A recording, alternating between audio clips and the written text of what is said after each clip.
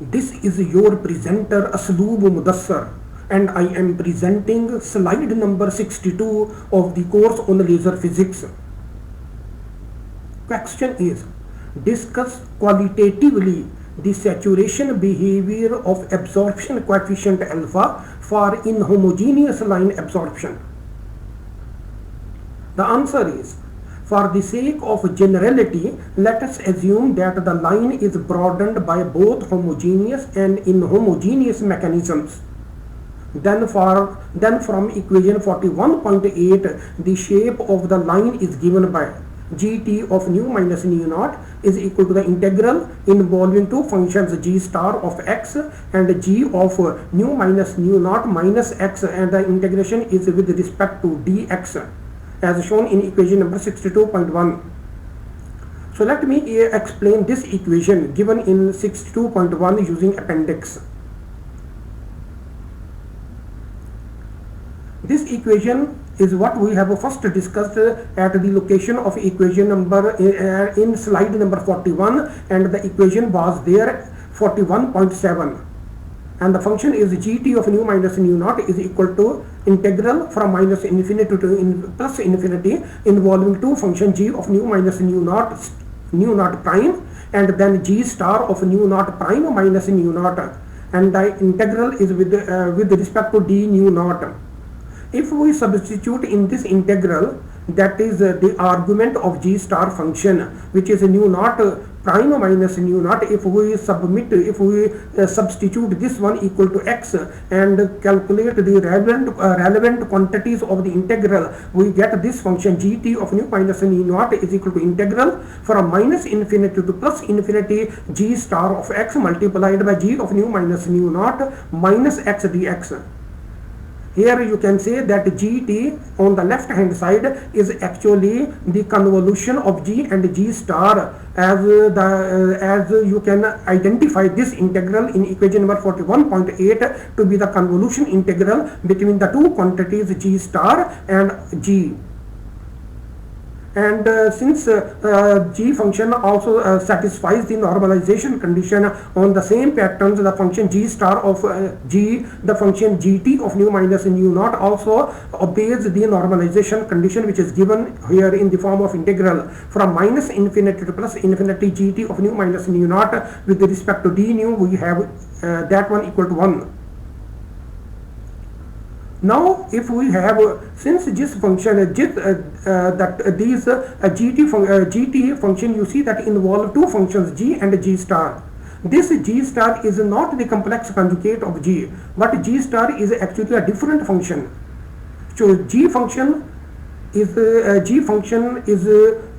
actually due to the homogeneous broadening, and g star function is due to the inhomogeneous broadening.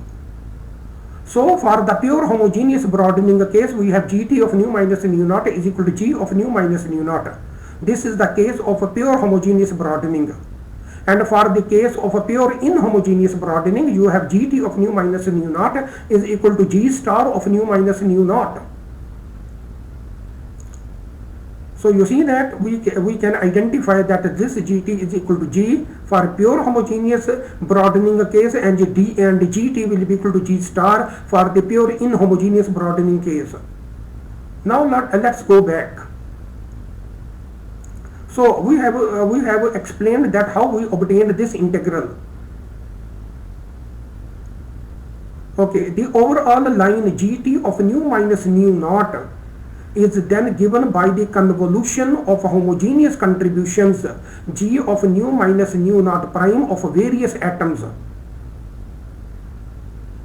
You see that the difference between the homogeneous broadening and the inhomogeneous broadening is that in the homogeneous broadening, each atom of the sample has a resonance frequency equal to nu naught, whereas in the inhomogeneous case, each atom will have a resonance frequency which is slightly different from the actual frequency of the atom, which is nu naught. So each atom will have a different frequency, and you may call that frequency as nu naught prime. So you see that each individual atom will actually give you the homogeneous line broadening, the individual atoms. So here we have written the overall line gt of nu minus nu naught is then given by the convolution of the homogeneous contributions g of nu minus nu naught prime of the various atoms. So each atom actually gives you the homogeneous line broadening as a function of g minus nu naught prime, and you see that these homogeneous line broadenings will have a convolution between them and will give you the overall line shape gt of nu minus nu naught, because you see that nu naught prime will be different from atom to atom for the case of inhomogeneous line broadening. From the idealized experiment in which the saturating beam of intensity I of nu interacts with only those atoms having resonance frequency nu naught prime lying in the neighborhood of the frequency nu, the plot of the resulting absorption coefficient alpha is shown in figure 62.1. So you see that here we are talking about saturating beam of intensity I of nu. So the saturating beam has an intensity I as a function of nu, and this nu is a variable through the saturating beam. We can vary the frequency nu because we have a control on the saturating beam intensity as well as its frequency. So let's see the figure 62.1. The figure, so let me show you one more thing, that when we are talking about the function g, the function g has a Lorentzian shape. That is the line width, that is the line broadening from the each atom in a homogeneous in homogeneous broadening is actually has a line shape that is Lorentzian, and the g star function has a line shape that is Gaussian in shape due to inhomogeneous broadening. But you know that in the case of inhomogeneous broadening, where different atoms have different values of the resonance frequencies, but you see that each atom will give you a line broadening that is due to homogeneous broadening but at different frequencies. So now this is the figure which is 62.1. So let's first look at the figure. You see that we have alpha, which is the absorption coefficient. We have plotted that one on the vertical axis, and we have plotted the frequency nu on the horizontal axis, and nu naught is the resonance frequency of most of the atoms lying in the center. And you see that we have plot this continuous curve is due to gt of nu minus nu naught, and we have also shown some curves in the dotted line. These are actually the contributions from the individual atoms at different frequencies. At different frequencies deviating from the central frequency nu naught, and these are homogeneously broadened, and these are of the individual atoms. So you can see I have plotted two dotted curves, and these two dotted curves are the Lorentzian curves because these belong to individual atoms. So the caption is line shape of a transition broadened by both homogeneous and inhomogeneous mechanisms. Now let's read more about this figure.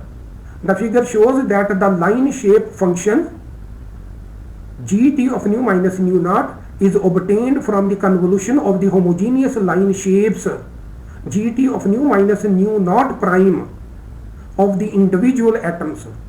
So we have the individual, we have the atoms which have the individual atoms with the different resonant frequencies nu naught prime, and the resonances and the line shape corresponding to each individual atom is the same as that is the homogeneous line shape, that is the Lorentzian line shape. And these different atoms will have the values of gt of nu minus nu naught, and the convolution of these individual contributions from the atoms will give you the main line functions, which is gt of nu minus nu naught. So let me read again. The figure shows that the line shape function gt of nu minus nu naught is obtained from the convolution of the homogeneous line shapes gt of nu minus nu naught prime of the individual atoms. only those atoms of the material will undergo saturation which interacts with a sufficiently large value of I of nu. So you see that here I of nu is actually the intensity of the saturating beam. So here we have shown I of nu. I is the intensity of the saturating beam operating at a frequency nu. So when this saturating frequency will match with those or with the frequency when matches with the frequency of the atoms in the mixture of the atoms in the mixture, then of course the saturation will occur for those atoms. So that's why we have stated over here that only those atoms of the material will undergo saturation which interact with a sufficiently large value of I of nu. And the I of nu must have a sufficient amount of energy or the strength so that the saturation will take place.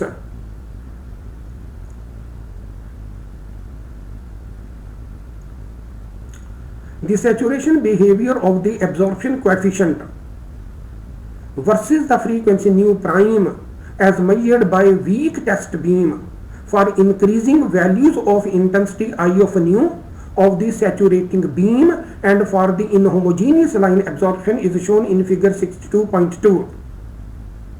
So you see that we have the saturating beam already present there, and we have a control on the saturating beam. We can control the frequency of the saturating beam, we can control the intensity of the saturating beam, but you know that for this experiment we need a weak test beam to perform the experiment. So the saturation behavior of the absorption coefficient versus the frequency nu prime as measured by the weak test beam for increasing values of intensity I of nu of the saturating beam and for the inhomogeneous line absorption is shown in figure 62.2. So let's move to that figure. Here we have shown the figure 62.2. The caption is saturation behavior of absorption coefficient of alpha as measured by a test beam of intensity I of nu. So we have alpha plotted on the vertical side and we have the frequency plotted nu prime plotted on the horizontal axis. And this is the case of the this is the case of the inhomogeneous broadening. You see that when we have a plot of the inhomogeneous broadening, we cannot treat inhomogeneous broadening separately, because inhomogeneous broadening also involves individual atoms, and we associate homogeneous broadening with the individual atoms. So many of these atoms with homogeneous broadening combine together to give you the inhomogeneous line curve. So we have shown the absorption coefficient alpha for the case of the inhomogeneous line broadening. And we have shown over here the three values of the saturating intensity I. So when I is equal to 0, you see that the curve, when I is equal to 0, the curve is continuous. No hole burning is there in the curve. So when you increase the value of the saturating intensity, that is the saturating intensity is greater than 0, you will see that a hole is burned in the saturation curve. And you see that at this point the material due to the saturation, the material becomes transparent and no absorption will occur at this point. But if you you see that this curve is going downward but not touching the zero axis, so it means that there is of course some absorption. But if you increase the intensity of the saturating beam much greater than 0, that is having a significant value, then you can see that the hole burning is very large, and the absorption at that point at the frequency nu is very small, because our saturating beam is operating at a frequency nu over here, and it could burn holes in the saturation curve if its intensity is significant, as we have shown the three cases. So when the saturating beam has intensity 0, then no burning will be observed in the inhomogeneous line broadened curve. But if we have a saturating beam greater than intensity and much greater than 0, then you see that you can see the amount or the magnitude of the hole burning in the two cases, when I is greater than 0 and when I is much greater than 0. So due to the saturation occurring for the case of I much greater than 0, where the absorption is nearly 0 at that point due to the hole burning. So there will be no absorption due to because we are reaching about the saturation. And if this curve touches the 0 axis, then you see that it means that we have achieved the full saturation there. So even if we further increase the value of I, these hole burning curves shown in the dotted lines will touch the horizontal axis. And at that time the absorption will be absolutely 0. It means that absolute saturation has been achieved in that case. So let me read further text about this diagram. As I of nu is increased, a hole is produced in the absorption line shape at a frequency nu. The width of the hole is equal to the width of the homogeneous line shapes plotted in figure 62.1. You see that here we have plotted two dotted curves, and these are the homogeneously broadened curves corresponding to slightly different values of the resonant frequencies nu naught prime. So two curves have been shown, and the hole burning will be equivalent to these curves. So that's why we have stated over here that the width of the hole is equal to the width of the homogeneous line shape shown in the dotted line. So far we have taken the continuous case, and you see that we have taken a continuous beam, that is our saturating beam I of nu was a continuous beam. And under the continuous beam we have discussed the inhomogeneous line broadening. And we have also discussed the saturation condition in the inhomogeneously broadened line, that if the saturation is achieved, then there will be a hole burning, and the magnitude of the hole burning depends upon the magnitude of the saturating beam I.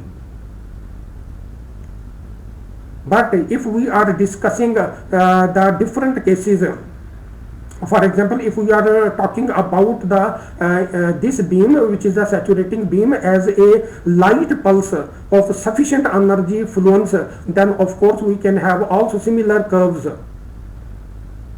So let's read further. Same arguments will be applicable to a transition with a net gain rather than net absorption. So you see that here we have, in this slide we have discussed the absorption curve. But if we discuss the gain curve, we would have similar situations. So similar analysis will be observed for the case of gain analysis. So same arguments will be applicable to a transition with a net gain rather than net absorption. The saturating beam will burn a hole in the gain profile also. Same arguments can also be extended to the absorption or the gain saturation produced by a line pulse of sufficient energy fluence. You see that this we have presented the analysis with the continuous beam I of nu. But you see that if we are using a pulsed beam as a saturating beam, then you see that this analysis can also be extended to the absorption or the gain saturation produced by a light pulse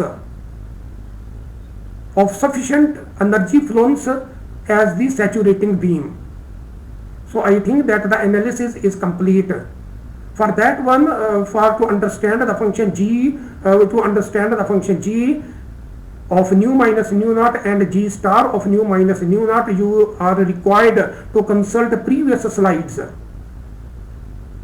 As you see that we have mentioned some of those equations from the previous slides. That's the equation number 40, that is slide number 41 and 41, and we have discussed there two equations, 41.7 and 41.8.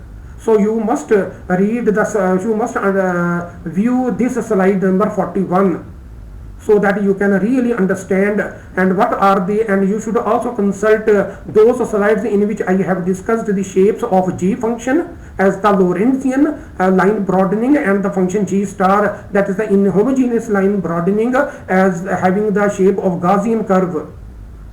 So understanding those one clearly, you would be able to understand the analysis I have given over here, that is the inhomogeneous line absorption and the saturation of that one and the hole burning phenomena. So this is the end of slide number 62.